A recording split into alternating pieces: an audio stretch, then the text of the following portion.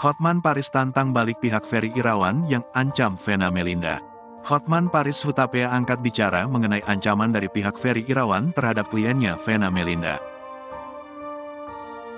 Pasalnya, pengacara Ferry Irawan sempat mengancam akan membongkar kasus Bogor yang disebutnya melibatkan aib keluarga Vena Melinda. Perihal ini, Hotman Paris menegaskan pernyataan pengacara Ferry Irawan tidaklah benar.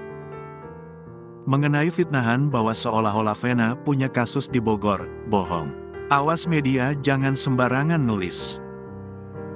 Vena tidak punya kasus apapun di Bogor, kata Hotman Paris di Instagram pada Selasa, tanggal 24 Januari tahun 2023. Meskipun tidak membahas lebih mendetail, Hotman Paris menyinggung sejatinya kasus Bogor tidak berkaitan dengan masalah hukum Vena Melinda dan Ferry Irawan.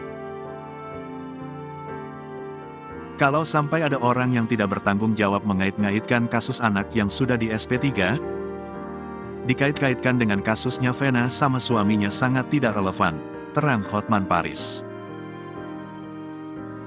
Dan Anda bisa menilai, masa hal-hal yang berkaitan dengan anak dipakai ancaman, sambungnya lagi.